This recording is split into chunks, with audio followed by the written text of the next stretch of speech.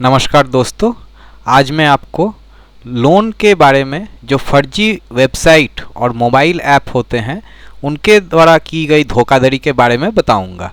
तो चलिए देख लेते हैं ये क्या होता है, कैसे होता है और इससे कैसे बचा जाए।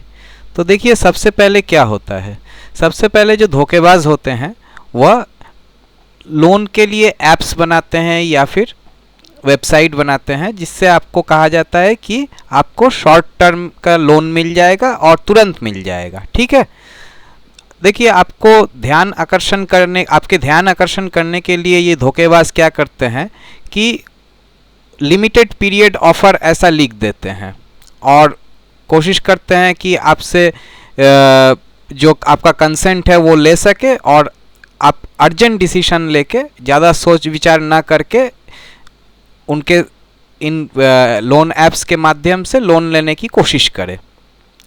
तो बहुत समय क्या होता है कि ऐसे जो धोखेबाज होते हैं वह कभी लोन तो देते नहीं हैं, उल्टा आपसे पैसा खींच के ले लेते हैं।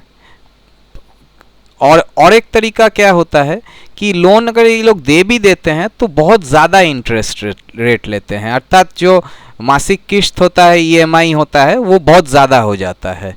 तो देखिए इन सब धोखेबाजी से बचा कैसे जाए। तो देखिए सबसे पहले तो देखिए जो आपको कह रहा है कि वह आपको पैसे लेंड करेगा अर्थात उधार देगा, तो वह किसी गवर्नमेंट या रेगुलेटर इसके साथ उसका कोई रजिस्ट्रेशन है कि नहीं ये चेक कर लीजिए। दूसरी बात जो चेक करना है वह है कि जो भी आपको कह रहा है कि वह आपको लोन देगा तो उसका कोई प्रॉपर कॉन्टैक्ट इन्फॉर्मेशन है कि नहीं है, एक कोई फिज़िकल एड्रेस है कि नहीं है, ये वेरीफाई कर लीजिए ताकि आपको मान लीजिए उसको यहाँ पे कोई चिट्ठी लिखना पड़े या कोई मेल डालना पड़े या आप फिज़िकली अगर आप जाना चाहें उनसे बात करना चाहें तो इसके लिए ये चीज़ पहले से ही आप पता कर लें।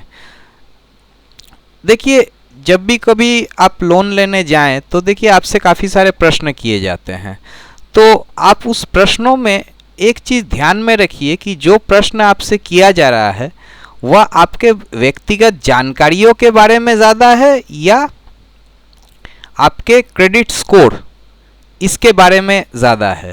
अर्थात आपको हमेशा ये चीज़ ख्याल में रखना पड़ेगा कि आपसे वो आपके डिटेल्स ले रहा है या आपके क्रेडिट स्कोर्स पे वो ज़्यादा ध्यान दे रहा है। देखिए एक चीज़ और आपको हमेशा ख्याल में रखना चाहिए कि कोई भी NBFC हो, बैंक हो, वह कभी भी लोन देने के लिए पेमेंट नहीं मांगता है।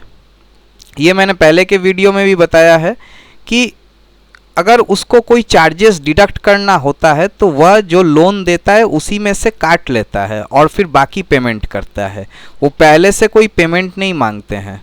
तो ये चीज़ हमेशा ख्याल रखिए।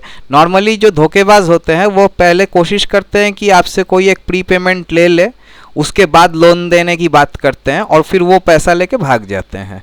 तो इसीलिए ये बात का हमेशा ख्याल रखिए कि लोन देने से पहले आपको कोई पेमेंट नहीं करना है। आपका अगर कोई चार्जेस डिडक्ट होगा तो वह आपके लोन से डिडक्ट हो जाएगा और बाकी पैसा आपको मिलेगा। देखिए हमेशा एक चीज़ ख्याल रखिए कि कोई भी जेन्युइन जो लोन देगा तो वह कभी आपको पैसे ऑफर नहीं करेगा बिना आपके डॉक्यूमेंट्स वेरीफाई किए। वह आपके डॉक्यूमेंट्स की अच्छी तरीके से जांच पड़ताल करेगा, उसके बाद ही आपको पैसे देगा, उसके पैसे पहले एक भी पैसा नहीं देगा। इसलिए जब कोई झांसा देता है कि आपको अभी मैं पैसा दे दूंगा, आपको कोई डॉक्यूमेंट्स नहीं लगेगा, ये वो बात कहता रहता है, तो इन सब बातों पे कभी विश्वास मत कीजिए। और जो बात आपको ख्याल में रखना है क्या कि ये जो ऐप्स जो होते हैं या वेबसाइट्स होते हैं जो लोन देने की बात कहते हैं, अक्सर होता है क्या कि इनके बैकिंग में कोई NBFC रहता है। तो आप हमेशा NBFC से वेरीफाई कर लें कि ये जो ऐप क्लेम कर रहा है या वेबसाइट क्लेम कर रहा है वह बात सही क्लेम कर रहा है या नहीं। और आपको NBFCओं के एड्रेस तो आपको वेबसाइट पे मिल ही जाएंगे, कोई प्रॉब्लम नहीं होगा। तो ये बात जो मैंने आपको बताया है, इन सब बातों का आप ख्याल रखिए और सावधान रहें, खुश रहें। धन्यवाद।